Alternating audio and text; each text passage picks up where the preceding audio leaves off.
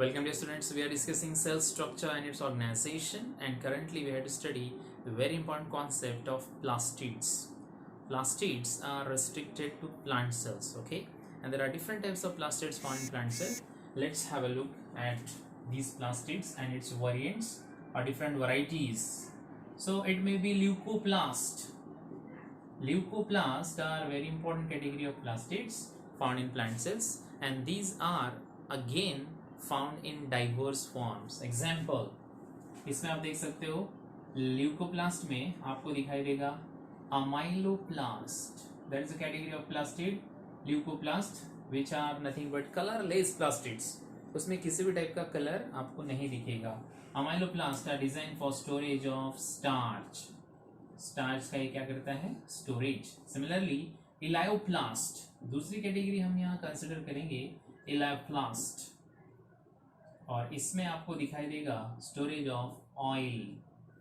ठीक है ना, डिफरेंट कैटेगरीज के ऑयल अगर प्लांट में स्टोर होते हैं तो वो हो सकते हैं इलायोप्लास्ट में, जो कि एक टाइप का ल्यूकोप्लास्ट है, कलरलेस प्लास्टिड्स. इसी तरह एक तीसरी कैटेगरी भी यहाँ पे पॉसिबल है और वो होता है aleuroplast. Aleuroplast, so these are concern with storage of some special proteins. तो अगर प्रोटीन स्टोर करने हैं तो फिर आप देखिए एल्यूरोप्लास्ट. अगर ऑयल स्टोर करना है तो इलायोप्लास्ट, और अगर स्टार्च स्टोरेज करना है तो अमाइलोप्लास्ट. ये सारे के सारे हैं प्लास्टिड्स, और प्लास्टिड्स इन कैटेगरी में अगर है तो इसको आपने कहना है कलरलेस प्लास्टिड्स, ल्यूकोप्लास्ट. ठीक है, अब हम देखेंगे दूसरा कैटेगरी प्लास्टिड का जिसका नाम है क्रोमोप्लास्ट. क्रोमोप्लास्ट ये कलरफुल प्लास्टिड्स होते हैं, राइट.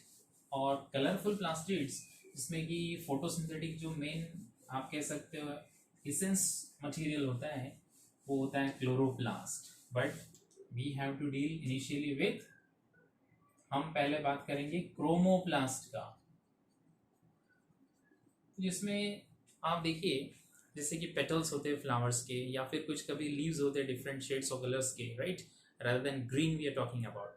जैसे कि कलर्स में अगर आप वेरिएशन देखो तो आपको पता चलेगा रेड, ऑरेंज और येलो कलर्स. ये काफ़ी कॉमनली आपको फ्लावर्स में और कभी लीव्स में भी दिखाई देगा. ठीक है, तो ये कलर ऑफर होता है just because of chromoplast, coloured plastids. ठीक है ना, ये होते हैं कलर्ड प्लास्टिड, और ये कलर जो है यहाँ पे ये मिलता है बाय ज़ैंथोफिल और इसी तरह कैरोटीन. कैरोटीन, ज़ैंथोफिल, इन पिगमेंट्स की मदद से यहाँ पे कलर ऑफर होगा. We are not talking rightly about chlorophyll. ठीक है, ये है xanthophyll, carotene, some other pigments of course. ठीक है, तो ये क्रोमोप्लास्ट जो होते हैं ये कलर ऑफर करते हैं to petals of the flower, okay, और some time different shades to leaves as well as fruits और सीड्स. तो ये सारे के सारे कलर जो प्लांट में है वो है क्रोमोप्लास्ट से ऑफर होते हैं. और तीसरा सबसे इंपॉर्टेंट कैटेगरी जो हमें कॉन्सेंट्रेट जिस पे करना है वो है chloroplast. So another most important category of plastid we have to consider right here, third number का जो है, ठीक है, और वो क्लोरोप्लास्ट कहलाता है. सो that is great. Chloroplast, green plastids आप कह सकते हो.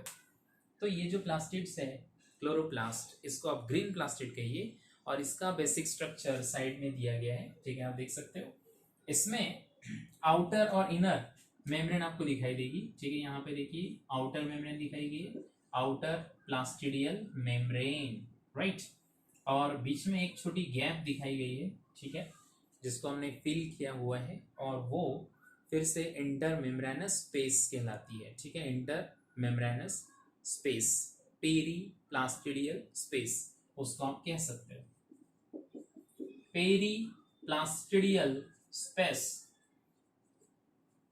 फिर यहाँ पे अंदर की तरफ इनर मेम्ब्रेन होती है, आउटर इनर मेम्ब्रेन्स. ठीक है, यहाँ पे होंगे. फिर यहाँ पे अंदर की तरफ जो एक जेली लाइक कॉम्पोनेंट आपको दिखाई देगा, पूरी तरह कलरलेस जेली. ठीक है, जिसका नाम होता है stroma. So that is the stroma, that is the matrix of chloroplast. ठीक है, यहाँ पे क्लोरोप्लास्ट का मैट्रिक्स है जिसको आप स्ट्रोमा कहते हो, और इस स्ट्रोमा में कुछ खास चीजें यहाँ पे दिखाई दे रही है जिसको हम हाईलाइट करेंगे one by one. Okay, so point to be noted, यहाँ पे आपको दिखाई देते हैं इस तरह के stack of coin like structures.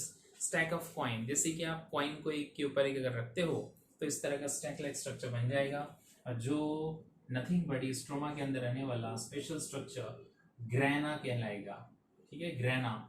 ऐसे 40-60 बंडल्स आपको स्ट्रोमा में दिखाई देंगे, 40 to 60 bundles, okay, called grana, and that grana are sites of light phase of photosynthesis. ठीक है, on the other hand stroma is the site for dark phase of photosynthesis. तो यहाँ पे ग्लूकोज बनेगा ओरिजिनली स्ट्रोमा में, but उसकी help करता है grana by harvesting light with the help of photosynthetic pigments. तो ये काफी इंपॉर्टेंट होते हैं ग्रेना।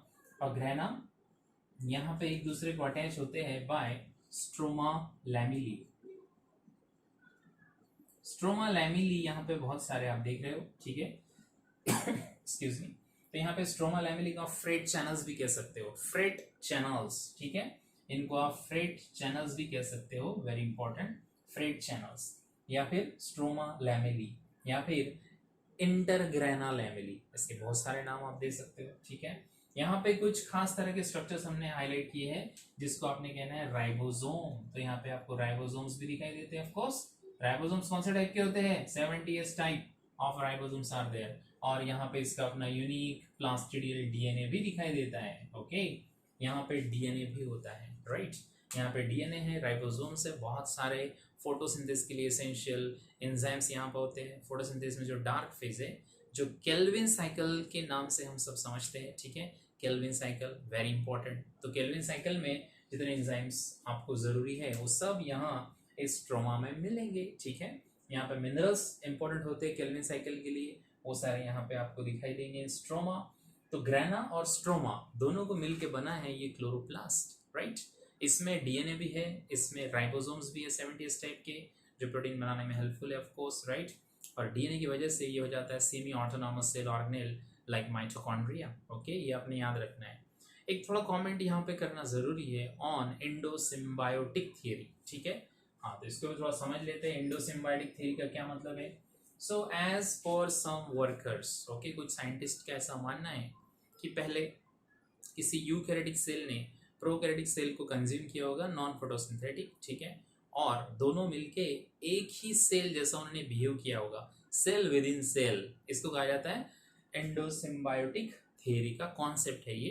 किसी सेल ने, यूकैरियोटिक सेल ने किसी प्रोकैरियोटिक सेल को कंज्यूम किया है और उन दोनों का एक यूनियन हुआ, एक कॉम्बो पैक। ठीक है, और दोनों सेल ने एक सिंगल सेल जैसा बिहेव किया और फिर उन दोनों ने मिलकर किसी तीसरे फोटोसिंथेटिक, ठीक है, प्रोकैरियोटिक को इंगल्फ किया, कंज्यूम किया, और उसमें वो पोटेंशियल आया। उसमें आप देख सकते हो माइटोकॉन्ड्रिया भी और क्लोरोप्लास्ट भी। ठीक है, ऐसे स्ट्रक्चर उसमें डेवलप होते गए। तो ये structure cell with in cell, जिसको आप कह सकते हो एंडोसिम्बायोटिक, मतलब यूकैरियोटिक सेल ने प्रोकैरियोटिक सेल को कंज्यूम किया और दोनों का इंटरडिपेंडेंट हुआ, यानी कि जो होस्ट है और उसके अंदर आने वाला जो नया सेल है, ठीक है, दोनों का एक एसोसिएशन हुआ in due course of evolution. ये जो यूकैरियोटिक टिपिकल प्लांट सेल है ये एग्जिस्ट हुआ, जिसमें माइटोकॉन्ड्रिया भी रहता है और क्लोरोप्लास्ट स्पेशली उसमें आपको दिखाई देगा। That is a sort of evolution. ठीक है, ऐसा कॉन्सेप्ट है, थियरी है, जिसको आप कह सकते हैं एंडोसिम्बायोटिक थियरी। बट यहाँ पे किसी बेसिक प्लास्टिड को समझना जरूरी है, और वो हमने एग्जाम्पल लिया है क्लोरोप्लास्ट। ल्यूकोप्लास्ट भी होते हैं, क्रोमोप्लास्ट भी होते हैं, और हम जो पढ़ने जा रहे हैं वो है क्लोरोप्लास्ट, जिसका स्ट्रक्चर हमने यहाँ ड्रॉ किया। ओके, आउटर इनर मेम्ब्रेन्स होते हैं उसमें, आउटर इनर मेम्ब्रेन, राइट। दो मेम्ब्रेन के बीच में एक जगह होती है, स्पेस, जिसका नाम है पेरीप्लास्टिडियल स्पेस, या फिर आउटर चैम्बर भी उसका आप कह सकते हो। ठीक है, ये इंटर मेम्ब्रेन स्पेस, उसके अंदर झिल्ली एक मैट्रिक्स है जिसको स्ट्रोमा कहना है, और स्ट्रोमा कलरलेस होता है। ओके, स्ट्रोमा में डीएनए होता है जिसको प्लास्टिडियल डीएनए कहते हैं। स्ट्रोमा में राइबोसोम्स होते हैं 70s टाइप, बहुत सारे मिनरल्स है, एंजाइम है, ओके, वाटर है ऑफ कोर्स, और सारी एसेंशियल मशीनरी है for dark phase of photosynthesis, means Calvin cycle यहाँ पे होगा, वेरी इंपॉर्टेंट, आगे हम उसको समझेंगे, राइट। तो स्ट्रोमा में यहाँ पे सारी मशीनरी है, फैसिलिटी है, और उसमें stack of coin like structures है जिसका नाम है ग्रेना। ठीक है, ग्रेना याद रखिए, बहुत ही इंपॉर्टेंट चीज है जिसको हम अभी स्पेसिफिकली पढ़ेंगे कि ग्रेना जो है 40-60 stack of coin like structures, bundles है जो इंटरकनेक्टेड होते हैं बाय फ्रेट चैनल्स, या फिर स्ट्रोमा लैमेली से वो कनेक्ट होते हैं, ओके। और उसी में आपको दिखाई देंगे पिगमेंट्स। बट बेसिकली स्ट्रक्चर होता कैसे है इसको समझने के लिए एक सिंगल ग्रैनम को हम यहाँ ड्रॉ करेंगे instead of that much large structure. तो इसको अगर आप देखो बेसिक कंपोनेंट आपको बता देते हैं, इसके बाद हम स्ट्रोमा और ग्रैना को फिर से डील करेंगे, ठीक है। देख लो एक बार। In general what are plastids? These are double membrane bound plant cell organelles, ठीक है। प्लांट में मिलते हैं आपको, प्लांट सेल में मिलेंगे। और इसमें स्पेसिफिकली हम पढ़ रहे हैं क्लोरोप्लास्ट। तो क्लोरोप्लास्ट ये डिफरेंट शेप में आपको दिखाई देता है, ठीक है। बहुत सारे डाइवर्स शेप इसमें हमें मिलते हैं, जैसे कि ये हो सकता है oval, elliptical, ribbon shape, spirally arranged, disc like, okay. Sometime ये थोड़ा फ्लैटेंड भी आपको मिलते हैं, राइट। तो इसमें शेप में बहुत ज्यादा वेरिएशन है। फॉर एग्जाम्पल आप लिख सकते हो ribbon shape as found in spirogyra, ठीक है ना। हाँ, ये हो सकता है डिस्क लाइक, डिस्कॉइड, आप कह सकते हो ओवल। तो ऐसे बहुत ज्यादा रेंज वेरिएशन आपको शेप में मिलेगा in case of chloroplast specially, ठीक है ना। अदर प्लास्टिड्स के भी शेप वेरिएशन हो सकते हैं, लेकिन हम बात कर रहे हैं chloroplast, the best plastid we have, ठीक। तो इसमें बहुत सारे डाइवर्स शेप आपको मिलेंगे, ओके। फिर साइज की बात हो जाए तो इसमें जो साइज मिलता है ये आफ्टर न्यूक्लियस, ये बहुत बड़ा सेल ऑर्गेनेल है। After nucleus it rank second, ठीक है ना। जैसे कि न्यूक्लियस अप टू 10 माइक्रोन मिलता है, तो ये आपको 5 to 7 माइक्रोमीटर का मिल जाता है, ठीक है। और 1 to 2 माइक्रोमीटर इसका थिकनेस होता है, 5 to 7 in diameter and 1 to 2 micrometre in thickness. काफी बड़ा सेल ऑर्गेनेल है। जब आप सेल को ऑब्जर्व करते हो अंडर कंपाउंड माइक्रोस्कोप तो आपको सेल का बाउंड्री दिखता है, ठीक है। उसके बाद उसमें साइटोप्लाज्मिक इंग्रेडिएंट्स में सिर्फ दो चीजें दिखाई देगी, एक प्लास्टिड यानी कि एक क्लोरोप्लास्ट और दूसरा उसका न्यूक्लियस, ठीक है ना। क्लोरोप्लास्ट और न्यूक्लियस। अगर बाकी चीजें आपको देखनी है इंक्लूडिंग इवन माइटोकॉन्ड्रिया जो छोटे साइज के रहते हैं, तो आपको इलेक्ट्रॉन माइक्रोस्कोप ही यूज करना पड़ेगा। हाँ, इसको देखना पॉसिबल है कंपाउंड माइक्रोस्कोप से। स्टडी अगर करनी है तो हमें चाहिए इलेक्ट्रॉन माइक्रोस्कोप, ठीक है ना, जो 5 लाख टाइम मैग्निफिकेशन बढ़ाएगा, वो माइक्रोस्कोप चाहिए। बट ये भी हमें कंपाउंड माइक्रोस्कोप से दिख जाते हैं, इसका मतलब है काफी जाइंट सेल ऑर्गेनेल से काफी बड़े। इसका स्ट्रक्चर वेरियस टाइप का है, बट इसमें हमने कहा शेप में वेरिएशन है, ठीक है। कलर इसका ग्रीन है, बाकी प्लास्टिक को कलर नहीं है जो ल्यूकोप्लास्ट है, लेकिन क्रोमोप्लास्ट को कलर है, ओके, वेरियस कलर्स। तो यहाँ पे ये कलर्ड प्लास्टिड में आएगा, ग्रीन प्लास्टिड। नंबर की बात हो जाए, ठीक है, बेसिकली एक भी क्लोरोप्लास्ट ठीक होता है सेल में, लेकिन इसका नंबर बहुत डाइवर्सिफाइड है। जैसे कि आप क्लाइमेडोमोनास एल्गी में देख सकते हो, उसमें 40 to 60 क्लोरोप्लास्ट आपको मिल जाते हैं, 40 to 60 क्लोरोप्लास्ट पर सेल क्लाइमेडोमोनास, ओके। इसी तरह आप देखिए बहुत सारे ऐसे फोटोसिंथेटिक सेल होते हैं, मेसोफिल के सेल होते हैं लीफ में, जिसमें आपको 100 तक क्लोरोप्लास्ट आसानी से मिल जाएंगे, ठीक है। 20 to 100 नंबर वेरी होता है, तो ये बेसिक नंबर होता है 20 to 100, बीच में क्लोरोप्लास्ट का नंबर हो सकता है। लीफ के सेल है, मोर फोटोसिंथेटिक एक्टिविटी की, तो वहाँ नंबर ज्यादा रहेगा ऑफ कोर्स, ठीक है। स्टेम रूट में नंबर ये कम होता है। तो इस तरह आप देख सकते हो जनरल साइज, शेप, कलर की बात हो चुकी है। अब हम आते हैं इसके स्पेशल स्ट्रक्चर पे, जिसका नाम है अंदर की तरफ स्टैक लाइक स्ट्रक्चर जो दिख रहा है, दैट इज ग्रैनम। तो ये एक सिंगल अगर आप ऐसे बाहर कर दो, ठीक है, तो आपको पता चलेगा ये ऐसे स्ट्रक्चर है, इसको आप कहिए ग्रैनम, सिंगुलर ग्रैनम। सो इस ग्रैनम के अंदर आप देखिए क्या होता है। ऐसे ग्रैनम के अंदर आपको दिखाई देंगे stack like structures, filaments interconnected, okay, so many lamellae are there and these are nothing but thylakoids. इनका नाम क्या होता है? थैलाकॉइड्स। तो देखिए सेल के अंदर क्लोरोप्लास्ट है जो कि प्लास्टिड है, ठीक है। उस क्लोरोप्लास्ट में एक जेली लाइक सब्सटेंस है, ये मटेरियल है, जिसको आपने क्या कहा था? स्ट्रोमा। स्ट्रोमा में ग्रैना है, एक सिंगल ग्रैनम यहाँ पे दिखाया गया है, और ग्रैनम के अंदर थैलाकॉइड है, राइट, थैलाकॉइड। क्लोरोप्लास्ट में यहाँ पे जेली लाइक मैट्रिक्स, जिसको आपने क्या कहा है? एक जेली लाइक मैट्रिक्स है, उसके अंदर एक दूसरी चीज है, तो इसका नाम स्ट्रोमा है, जेली का। उसमें इस तरह stack of coin like structure से बंडल्स, उसको एक बाहर निकाला, ग्रैनम नाम दिया, singular, okay, granum. Granum shows presence of thylakoids and what is there inside the thylakoid, उसको बाहर निकालते हैं, ठीक है। एक सिंगल थैलाकॉइड को अगर आप बाहर निकालोगे तो वो इस तरह का स्ट्रक्चर आपको दिखाई देगा, just like this, so that is the single thylakoid. Okay, ऐसा है, आप देख सकते हो स्ट्रक्चर। तो इस थैलेकोइड के अंदर ऐसे ग्रैन्यूल्स दिखाई देते हैं, specially arrange on their inner wall, inner membrane. देखो इस तरह के खास स्ट्रक्चर। तो इन स्ट्रक्चर्स का नाम क्या है, ये क्या होते हैं, यही होते हैं यूनिट्स ऑफ फोटोसिंथेसिस। ओके, और इसको कहा जाता है quantasomes. What are they called? Quantasomes. Quantasomes are the units of photosynthesis and they are located where? Inside the thylakoid. Thylakoid के अंदर क्या है? क्वांटाजोम्स है। क्वांटाजोम्स थैलेकोइड में है, थैलेकोइड ग्रेना में है, जो इस तरह दिख रहा है आपको, ग्रेना। ठीक है, और ये क्वांटाजोम को अगर बेसिकली आप देखो अंडर इलेक्ट्रॉन माइक्रोस्कोप, तो ये इस तरह का स्ट्रक्चर दिखाई देता है। ठीक है, यहाँ पे आपको दिखता है सबसे इंपॉर्टेंट पिगमेंट जो होते हैं क्लोरोफिल। इसमें होते हैं पिगमेंट एक्चुअली। तो यहाँ पे क्लोरोफिल। ओके, क्लोरोफिल के साथ साथ यहाँ पे अदर पिगमेंट्स होते हैं, जो आप कहिए कैरोटीन है, ज़ैंथोफिल है, कैरोटीनॉइड्स है। ठीक है, क्लोरोफिल ए है, क्लोरोफिल बी है, क्लोरोफिल सी, डी, ई भी हो सकते हैं, just like this. There are various pigments found right here in quantasomes.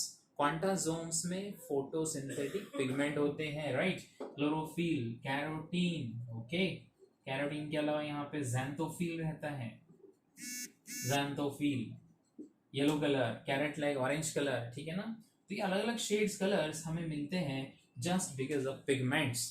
तो फोटोसिंथेटिक पिगमेंट ये कहाँ होते हैं? क्वांटाजोम में, जो लाइट को हार्वेस्ट करते हैं और उसका कन्वर्शन केमिकल एनर्जी में करते हैं। दैट्स ग्रेट, यही तो फोटोसिंथेसिस है एक्चुअली। ठीक है, जो सोलर एनर्जी आती है उसको एक कन्वर्ट करते हैं into chemical form of energy, that is ATP, जिसमें कि एनर्जी स्टोर रहता है। Okay, ATP. तो ये सबसे स्पेशल सेल ऑर्गेनेल आपको प्लांट सेल में दिखाई देगा, जिसका नाम क्लोरोप्लास्ट है। और इसका काम क्या है? इसका काम है photosynthesis. What is photosynthesis? It is the production of food material by plant itself. ठीक है, प्लांट यूज करता है लाइट, प्लांट यूज करता है वाटर, प्लांट यूज करते हैं कार्बन डाइऑक्साइड, और प्लांट यूज करते हैं कुछ मिनरल्स। ओके, जिसकी मदद से, और ऑफ कोर्स एक क्लोरोफिल, इनकी मदद से प्लांट फूड अपना खुद ही बना लेते हैं। ओके, इसीलिए उनको कहा जाता है ऑटोट्रॉप्स, ऑटोट्रॉपिक ऑर्गेनिजम्स, और सारी फूड चेन ये कैरी आउट करते हैं। तो ये सब कुछ क्रेडिट हमने किसे देना चाहिए? Of course to chloroplast, great plastids. Okay, animal cell में नहीं मिलेंगे, ये सिर्फ प्लांट सेल में मिलते हैं। ओके, और इसका काम है फोटोसिंथेसिस। कैसे होता है फोटोसिंथेसिस? तो हमने कहा with the help of chlorophyll. Chlorophyll कहाँ होते हैं? क्वांटाजोम में, यूनिट ऑफ फोटोसिंथेसिस। क्वांटाजोम थैलेकोइड में, थैलेकोइड इन खास ग्रेना में होते हैं, ग्रेना स्ट्रोमा में होता है। इस तरह का असेंबली फोटोसिंथेटिक यूनिट्स ये सब क्लोरोप्लास्ट में होते हैं। इसीलिए प्लांट फूड बना सकते हैं just because of chloroplast. But ये तो फोटोसिंथेटिक हो गया। क्रोमोप्लास्ट कलर ऑफर करता है, ठीक है, और ल्यूकोप्लास्ट ये किसी भी टाइप का कलर नहीं पजेस करता है, ना उसमें कलर है ना फोटोसिंथेटिक पावर है, वो तो स्टोरेज के लिए है। ठीक है, उसमें हमने आपको 3 चीजें बताई थी, याद रखिए। अमाइलोप्लास्ट स्टार्च स्टोर करता है, इलायोप्लास्ट ऑयल, और एल्यूरोप्लास्ट ये प्रोटीन स्टोरेज करने वाले ल्यूकोप्लास्ट होते हैं, राइट? तो ये रहा एक special lecture about plastids which are found only in plant cells. So you now can easily write a note 2 or 3 marks या फिर multiple choice for entrance as well या board exam आगे जब कभी भी आपको काम पड़ेगा, 11th स्टैंडर्ड हो, ठीक है, 12th स्टैंडर्ड हो, या फिर बोर्ड एग्जाम हो, ठीक, उसमें काफ़ी चीज़ें इंपॉर्टेंट रहती है as far as photosynthesis is concerned. Okay, so thanks for watching.